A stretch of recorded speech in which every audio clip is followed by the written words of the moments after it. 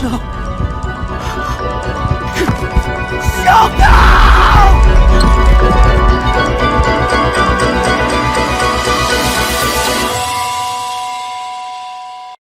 no Katachi follows the story of Shoya Ishida, a former delinquent who bullied a deaf girl named Shoko Nishimiya during elementary school.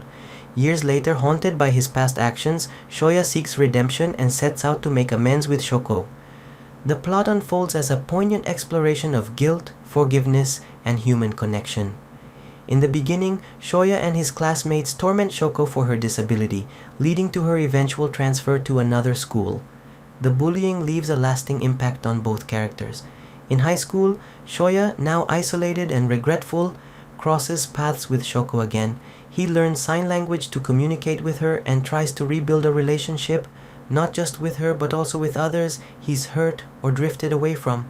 The story dives into their emotional journey, Shoko's struggles with self-worth, and Shoya's battle with self-loathing. It's a slow burn, balancing heavy themes like bullying, mental health, and redemption with moments of hope and subtle humor. Maquia.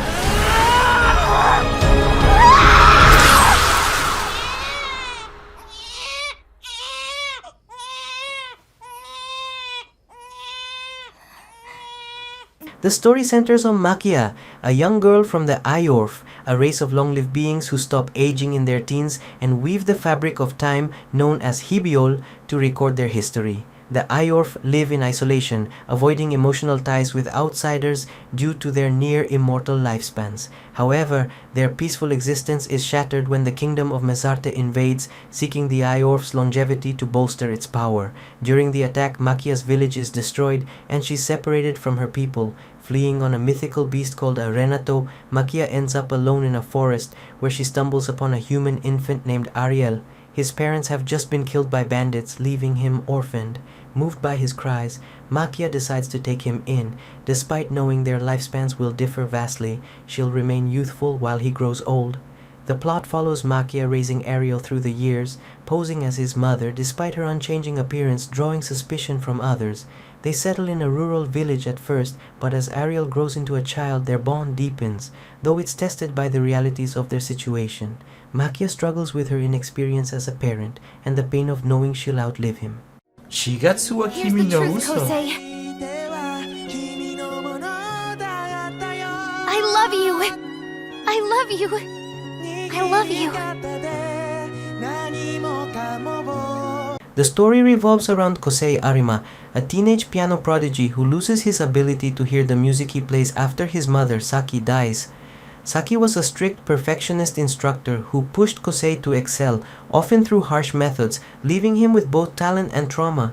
After her death from illness when he's 11, Kosei's world goes silent, at least musically, and he quits performing, retreating into a monochrome existence. Years later, at 14, Kosei's life shifts when he meets Kaori Miyazuno, a free-spirited violinist his age. Introduced through his childhood friend Tsubaki Sawabe, Kaori drags Kosei back into music with her vibrant, unorthodox playing style. Unlike Kosei's precise mechanical approach, Kaori performs with raw emotion, bending the rules of classical music to express herself. She asks him to be her accompanist for a competition, forcing him to confront his past. The plot unfolds across a school year, blending performances with emotional revelations. Kosei begins to heal, rediscovering his passion through Kaori's influence, while flashbacks reveal Saki's complex love and regret. But a twist looms. Kaori's health is failing. Her erratic energy hides a terminal illness, implied to be something like amyotrophic lateral sclerosis, ALS, and her time is running out. If obtain melodies. I want to say, I want you to know more about me, Yuko. Yu is a high school student, orphaned and emotionally distant, living under the care of a church. Yuko, a cheerful but enigmatic girl, attends the same school and persistently tries to break through his walls. She's revealed to be an orphan too, raised by Yu's older adoptive brother Akira, a priest with a dark edge. Their bond grows through shared moments, like Yu sketching Yuko, but it's steeped in foreboding. The truth unravels. Akira abuses Yuko, both physically and emotionally, under the guise of discipline. Yu, unaware at first, eventually confronts this horror, leading to a failed attempt to run away together. Melodies is a tapestry of love, regret, and music, with a non-linear structure and striking visuals like the recurring motif of falling snow and feathers. Anohana. Grandma! We found you!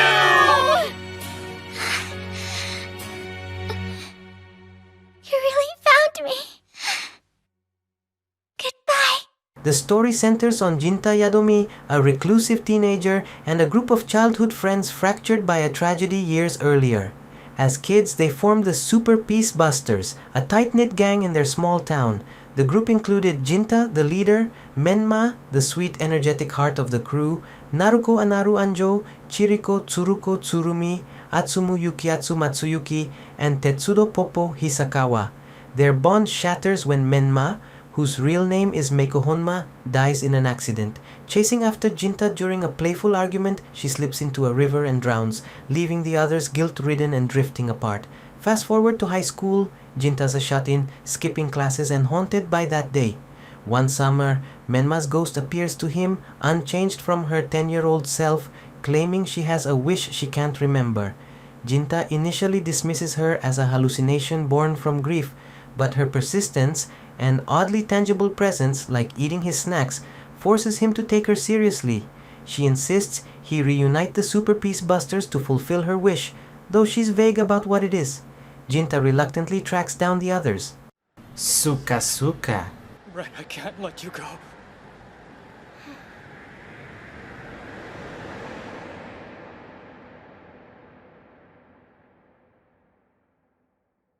The story is set in a post-apocalyptic world where humanity has been wiped out by mysterious beasts centuries ago. The survivors, various humanoid races like fairies and lizard folk, live on floating islands in the sky, the last refuge from the ruined surface below. The protagonist, Willem Kmech, is introduced as the last living human, preserved for 526 years in a petrified state after a final battle against the beasts. He wakes to this strange new reality, a gruff loner with no purpose, taking a job as a caretaker at a military warehouse. This warehouse turns out to house young fairy girls, who are weapons bred to fight the beasts. Fairies are born from the souls of children who died young, destined to wield ancient, cursed swords called dog weapons. Their battles are suicide missions. When they die, they explode, taking out enemies with them. Willem, a former soldier who once fought alongside such weapons in his time, is rattled by this. Among the fairies, he meets Chitoli Nota Senorius, a blue-haired girl with a mix of defiance and fragility, who's nearing her final mission. Tokyo Magnitude.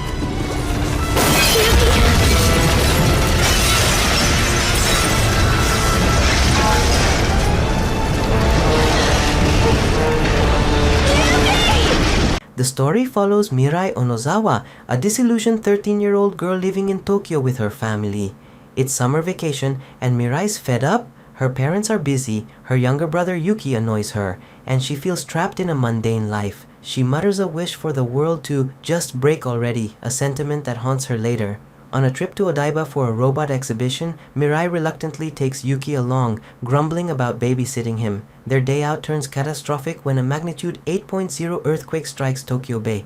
The ground splits, buildings collapse, and the iconic Rainbow Bridge buckles. Mirai and Yuki are separated from their parents, stranded amid the chaos. As aftershocks rattle the city, they meet Mariku Sakabe, a kind-hearted single mother and delivery worker who's also searching for her own family, her daughter and mother in Sangenjaya. Mari takes the siblings under her wing, and the trio begins a grueling trek back to their homes in Setagaya, navigating a shattered Tokyo.